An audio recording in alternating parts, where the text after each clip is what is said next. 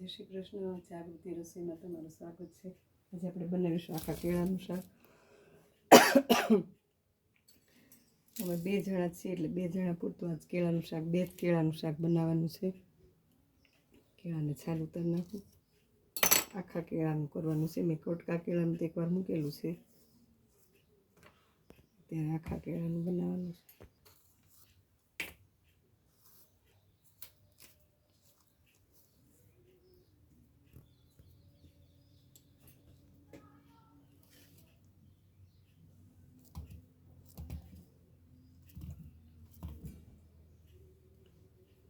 ઘણા છાલવાળા કેળાનું કરે, પણ હું ત્યારે છાલ કાઢીને જ બનાવું છું. અને વચ્ચેથી કાપા પાડી દઈ.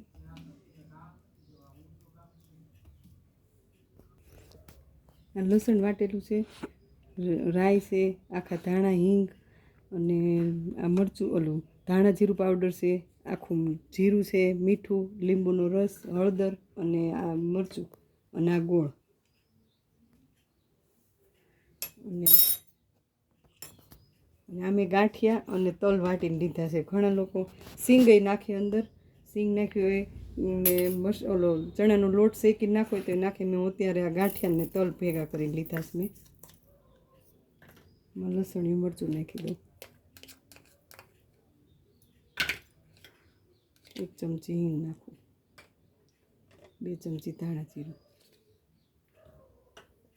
અડધી ચમચી હળદર, સ્વાદ પ્રમાણે મીઠું અને લાલ મરચું પાવડર 2 ચમચી, લીંબુનો રસ, અડધો લીંબુનો રસ છે, અડધો લીંબુ છે. અને વઘારવા માટે જીરું અને રાઈ. અને આમાં છે ને ગળપણ, મેં તમને એકવાર કીધેલું છે કે મારા ઘરે ગળપણ ખાય એટલે થોડુંક અમથું ગોળ નાખું છું. અડધી ચમચી જ ગોળ નાખું છું. આ ગળ્યા જ હોય કેળા, પણ આ બધા ઘરે ગોળ વધારે ખાય એટલે થોડુંક નાખવું પડે ગોળ. અને ધાણા, તેલ. અને ગોળ થોડોક શામ છે, ઓર્ગેનાઇઝ ગોળ છે એટલે થોડોક શામ લાગે તમને. ભેગું કરીને ફરી નાખું.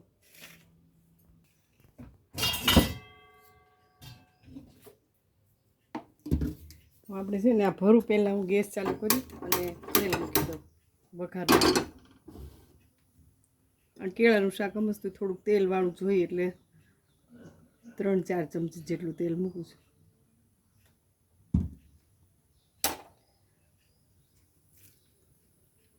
હવે આ કેળા આપણે ભરી નાખીએ. આ કેળા ભરી નાખું.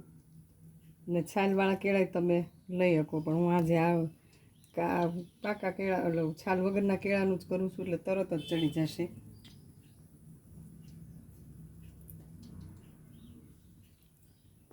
આપણા કેળા ભરાઈ ગયા છે.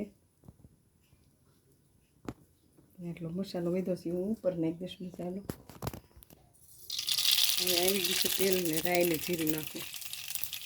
1 ચમચી રાઈ, 1 ચમચી જીરું અને હિંગ.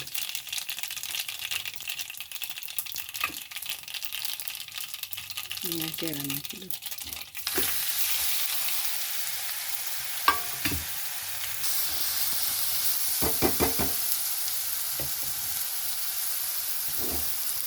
થોડું તેલ વધારે નાખું, 1 ચમચી જેટલું. થોડી વાર રહેવા દઉં, ઢાંકી દઉં.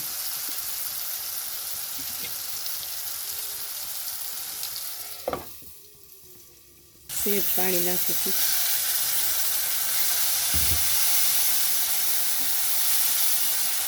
કારણ કે છાલ ઉતાર નાખીશ એટલે હમણાં ચડી જશે.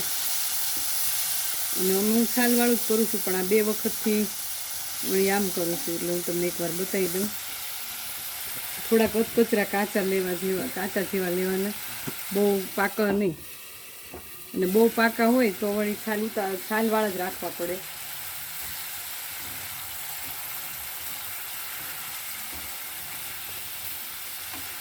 આમ ભરેલા જ રહેશે અને ચડી જશે હમણાં. થોડું બધું પાણી નાખીને ઉપર મસાલો નાખી દઉં.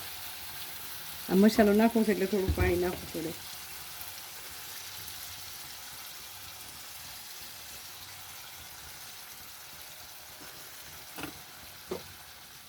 2 મિનિટ ચડવા દો. આ ચડી ગયું છે. આખા કેળાનું શાક બંધ કરું.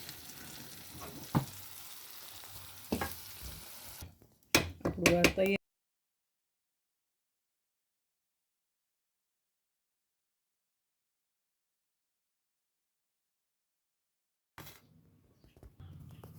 આખા કેળાનું શાક. જો આજની રેસીપી તમને અમારી સારી લાગી હોય તો તમારા ફ્રેન્ડ લોકો સાથે કે ફેમિલી મેમ્બર સાથે જરૂર શેર કરજો. ને આજની આ રેસીપી જોવા બદલ તમારો ખૂબ ખૂબ આભાર.